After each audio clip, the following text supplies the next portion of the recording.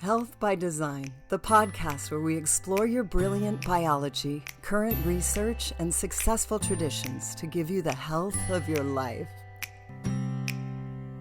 So often there are emotional and spiritual reasons for illness, and the next two episodes will dig into these more. And I've brought in somebody valuable to help. Our emotions are such a valuable part of who we are, yet wounds and pain that we internalize can create physical challenges that we need to be aware of in order to heal fully and enjoy the health of our life. Today, I have the privilege of interviewing Marissa. I'm so excited to have you here, Marissa. Thank you. This is really a blessing. Marissa has a master's in public health, and she's a registered dietitian specializing in oncology and has been working as a frontline worker at a level 1 trauma hospital in Southern California throughout COVID during the last 2.5 years. She's young, intelligent, beautiful, and has important insight that I am privileged to share with you today. So with that, Marissa, I wanted to ask you some questions. And I just want to start with, what is emotional health? That is a very good question. So thank you so much for having me here, Cynthia. I actually just wanted to define health the way the World Health Organization defines health, because I think it gives us a very good holistic understanding of what health is and how our emotions play a role in our health.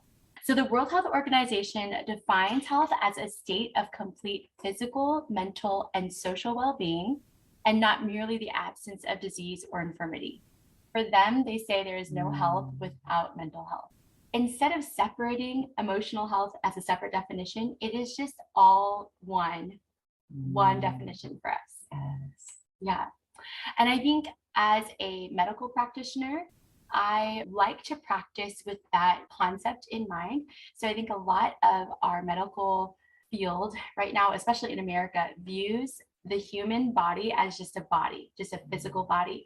But I practice with a whole person care model. So I like to view a person as a body, soul, spirit, as a whole person, where emotions and physical health, everything is tied together. That's really part of the reason I wanted you here, because I know that about you.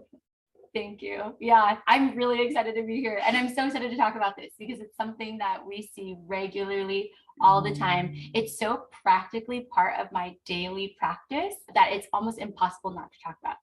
Yes. Oh, I can see that. So, for example, in the hospital, I see a wide variety of patients. Since we're a level 1 trauma hospital, we see people who have been sick for a long time. We see people who get hit by a car and have an immediate trauma. So any given day, I can be seeing a patient who's on a ventilator, sedated, and I'm putting formula through a tube and calculating their needs and making sure we're meeting their needs. I don't talk to them. But I could also, 5 minutes later, go and see a different patient who just got a heart attack, brand new diagnosis, never knew they had heart issues. And I'm supposed to talk to them about, what is life going to look like going forward? How can we prevent this from happening again? So for example, just the other day, maybe a few months ago, I saw a patient who had a new diagnosis. He just got a heart attack.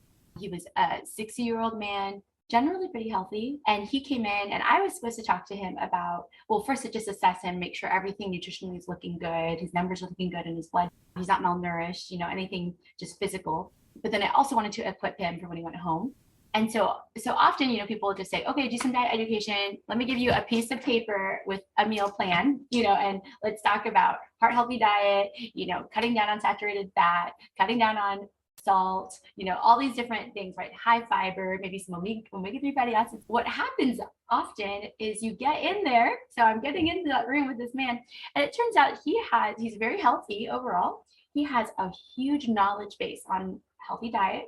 He was working out regularly, prior. He had a very healthy pattern of living and eating. And then he told me, I got married. Wow. So what are you saying? Marriage isn't good for you? I thought we were going to talk about nutrition. Oh, but no, we're talking about marriage. So then he told me he's 62 and he married a 27-year-old girl who moved here from the Philippines. After they got married, He said he got stressed. She brought all this stress on him, and they had a new baby, and she wants to learn how to drive, and she wants to go back to school. And he's like, and now I worked so hard to get her by working out and eating healthy, being this fit guy, and now since I got married, I've lost all of that because she takes up all my time and energy. I have no time to take care of myself, and our marriage is so stressful. And it was so interesting because I come in talking to him about nutrition. What do you know about nutrition? Let's talk about a heart healthy diet for when you go home. And here we are actually, what are we talking about? His marriage and his marital problems. Emotions. He had a lot of built up emotions. He was expressing a lot of overwhelmed anxiety, anger, resentment, just stress, pressure. What we ended up talking about was how he felt as a man in his home. We ended up talking about his relationship with his wife and how all of those played together to create a picture of an unhealthy lifestyle that he's been living. He doesn't have time to work out. He doesn't have time to eat healthy meals. She cooks this kind of food where he was eating this kind of food, So we ended up having a much larger conversation. And at the end of the day, what we came away with was talking about his identity as a man, how he can reclaim that in his family so that he can create ownership over his life again in order to actually have motivation to live a healthy life. And we talked about having to find something outside of himself to keep him motivated and strong enough to carry that identity in his marriage. And then practically, what did we talk about for nutrition? The one thing we took away was he was going to go on a walk with his wife after every meal for 10 minutes, or at least after dinner if he was home, because he was working from home at that point. But I said, you're not doing any exercise and you and your wife have all this tension. So why don't you put the baby in the stroller? Can you just walk for 10 minutes around the neighborhood right after you eat? Because it actually lowers your blood sugar. It lowers your blood pressure, which is what caused for his heart issues in the first place. And it gets you moving. And it also can help with the stress, the tension that you and your wife are having to get you out of the house, do something physical together. Get some conversation. Yeah. And I said, in that 10 minutes, you're not allowed to talk about any conflicts you have.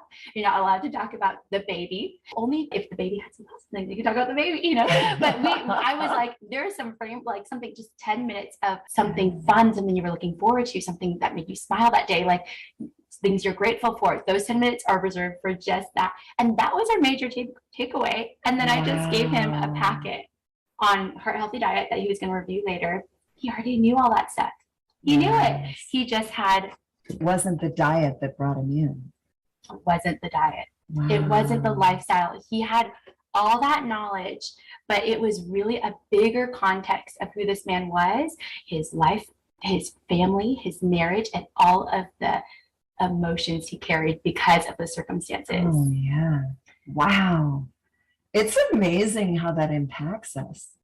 It really does. It's all tied together. Yeah. So I can't just say, let's just talk about it. That's it. Let's just talk about your blood markers. Like, we have to talk about all those other things. Otherwise, there will be no change in our life. There will be no health, overall health. Like the World Health Organization said, it's not merely an absence of disease. It's a social well-being. It's an emotional well-being that we're really looking for. And that affects our physical health. Wow. Amazing story to explain it. It's so true. So a lot of times, do you find that you're dealing with emotions more than diet, or is it always emotions more than diet? I wouldn't say always, but I would say they go hand in hand. I think our food is a very much a relationship. Our food plays a role in our life as much as a parent or as much as a friend. Like food, because we interact with it so much, we both need it, but we also find pleasure in it. We, there's just so many ways that we interact with food that it actually creates a lot of emotion within us as well. And so sometimes we're talking about diet, but I think there's a lot of interplay. And I would say it's both and. I don't want to say it's always about emotions and feelings, but I think that always plays a role. That's really a beautiful way to put it. I mean, sometimes I ponder about, okay, we have to eat a certain number of times per day. And as a mom, we're preparing meals for our family a certain number of times per day. And there are time for celebrations when we prepare for people to come over. Yeah. And we've got so much is involved with our food, but I don't think that I ever understood. You brought me to another level here with explaining it the way that you did. Yeah. That we have emotions tied to our food. We have emotions tied to our food, definitely. Yes. So for example, like if you're constantly telling your child, I actually think it's interesting you bring it up as a mom, because the way that we attach to food is often the way that we're taught to attach subconsciously by the way our parents feed us. And a lot of times as children, food becomes a reward, or the way the parent interacts with food is the way the child will learn to interact with the food. So for example, if you say, if you're a good boy, I will give you ice cream for dessert. If it's your birthday, I'll give you ice cream. If we're happy, we're going to eat ice cream. So that child is going to associate ice cream constantly with happy, being good, positive emotions, positive, happy, pleasant memories, celebrations. And so when they try to self-soothe or cope later on in life, often people want to talk to me about, I binge eat Haagen-Dazs ice cream, or whatever. I can't stop, whatever, some sort of addiction to food or something like that. It's just often just tied to something as simple as the way that they were brought up. Yeah, there was a man that came in who was morbidly obese. And I found out that his mom, whenever he cried when he was a child, his mom would either stick a bottle in his mouth or give him food, just feed him. They never talked about things that made him upset. They never had any sort of conversation. She would just feed him. When he was upset, she would just feed him. And so as he got older, that was the coping mechanism he learned to get him through any part of life. If college was stressful, he would feed himself. If a relationship was stressful, he would feed. If he felt unhappy, he would feed himself. And so it just created this pattern for him that was so almost subconscious. Yeah. This is another tangent, and it's kind of related. When we first got married, I had seen modeled for me anger right before dinner. And I found myself finding reasons to get mad as I'm making dinner or about to serve my husband. And it took me a little bit of understanding before I realized that I was bringing something that didn't belong there. And, we've stopped that pattern long ago, but interesting how it affects so many parts of our life. And then if you tie that into your physical health, when you're under high stress, different people eat food differently and they crave different types of food. So that could even affect your food consumption at dinner, how you eat, how much you eat. Maybe if you're going to eat little and then eat a huge snack later in the evening, like all of that plays a role in maybe your long-term health or your husband's long-term health, because of just that pattern and how it's affecting your meals, which is actually like a piece of nourishment for your body as well. Wow. So it's really, that is amazing that you caught that pattern, because I think a lot of people, it's so subconscious. It was just something you didn't even realize was there. So it's amazing that you caught that. Thank you. I'm grateful, very grateful. So we've talked a little bit about how your emotions affect your physical health. Obviously, that man had an issue of the heart, really, that was manifested as a heart attack. Two issues of the heart. Two issues of the heart, right? One was caused from emotional stress. Tell me a little bit more about that. How do you see emotions playing out in health? Yeah, that link between the emotions and the physical health. Yes. Yeah. And I know we have talked about this a little bit. To give some grounding to that, my master's is in public health. And for 4 years, I managed research projects. One of my projects was in a low-income community that had high rates of incarceration, high rates of chronic disease, high rates of crime, high rates of drug use. And I was asked to come in to research why this is happening and how can we stop that cycle for the next generation. So really looking at the kids to really stop that cycle for the kids. What I discovered was a key piece of research that I think explains this connection really well. So in 1998, a research study was published, and it was called Relationship of Childhood Abuse and Household Dysfunction to Many of the Leading Causes of Death in Adults, the Adverse Childhood Experiences Study. Wow. That's a mouthful. It's a lot. So to break that down, it was probably one of the most important pieces of research that helped me connect some of the pieces here. Basically, adverse childhood experiences are exactly what it sounds like. Horrible, traumatic experiences that can happen to children, but also to adults. And they studied 7 specific categories of that, which have now evolved into 10 because this piece of research blew up. I mean, the medical community just has taken it to another level. So those include abuse, that could be physical, emotional, or verbal, sexual, neglect, so emotional neglect or actual physical neglect, and then household dysfunction. And that can include a parent with a mental illness or an immediate family member in the home with a mental illness, a mother experiencing violence, an immediate family member who's incarcerated, divorce, or drug use in the home.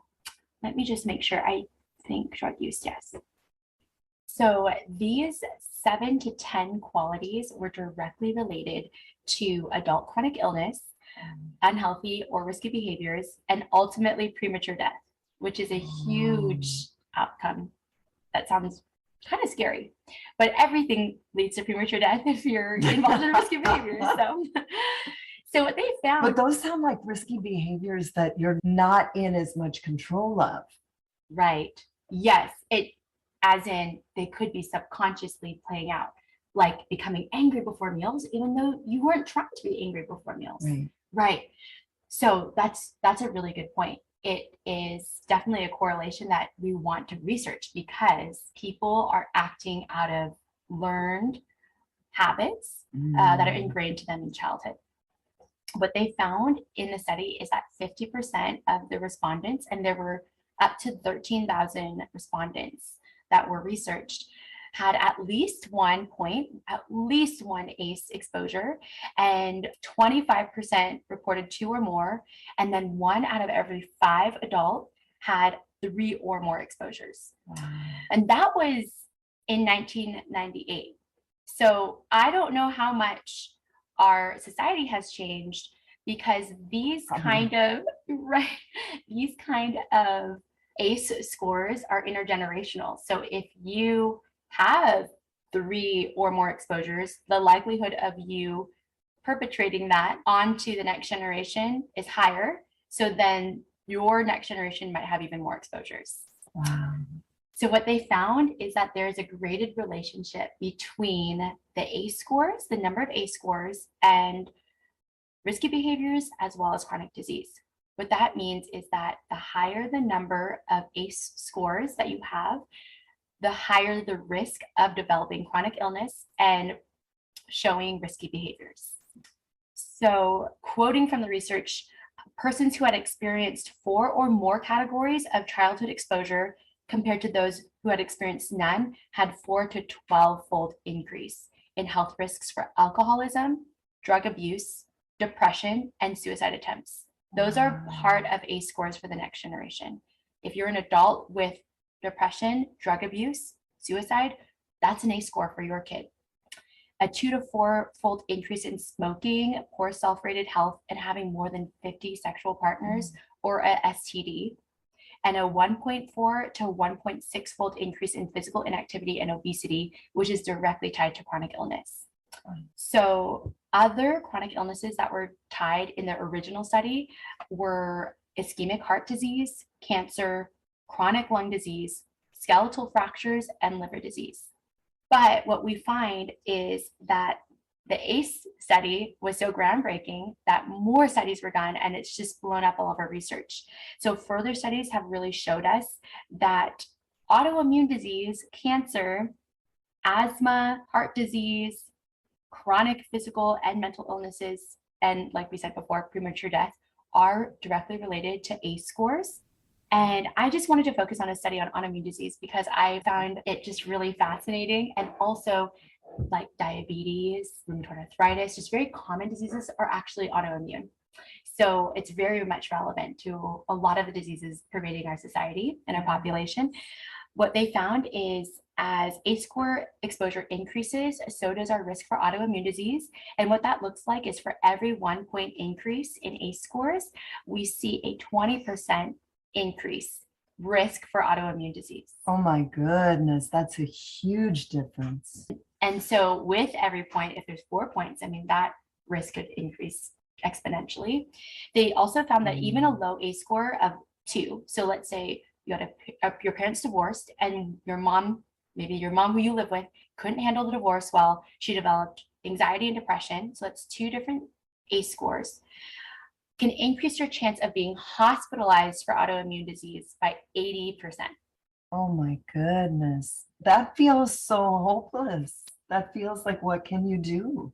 Because how many of us, I mean, isn't the divorce rate in this country something in the 70s? Right, right. So now we're seeing that divorce, mental health issues, they're not in a silo.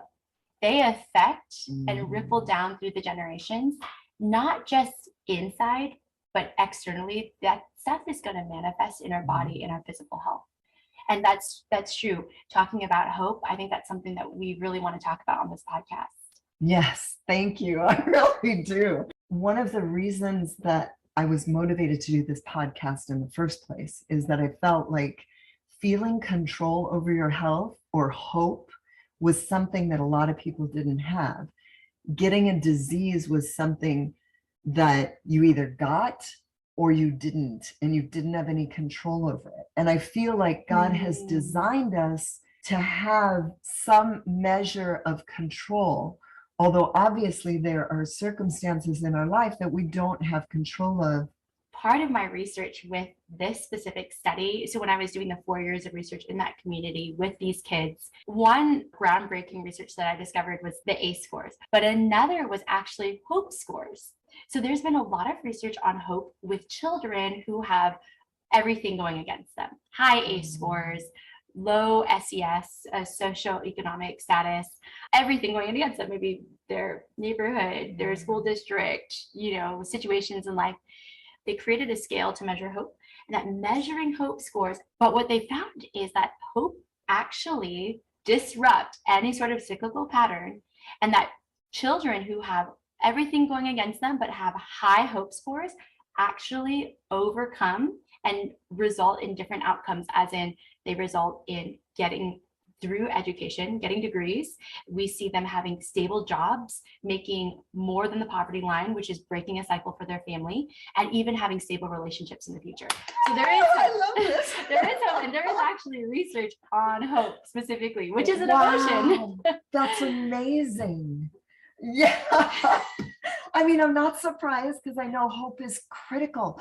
Like, we've spoken about it as where you need to have a dream. Drugs, for example, street drugs can give some, or even pharmaceutical drugs can take away the hope that someone has, or the dream, or the thought of the future.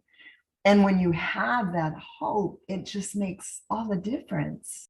It really does. And that part of research, I think it's just so funny to say it gives us hope. But that part of research is why we do research. It's why we see. And the development of hope in us, I think, is going to be a very important and curious part of our podcast, either today or in the future. Oh, can we continue on this? Can we talk about hope and how we get it? Yes. Can we do that? Yeah. Awesome. I'm super excited to do that. Stay healthy, my friend.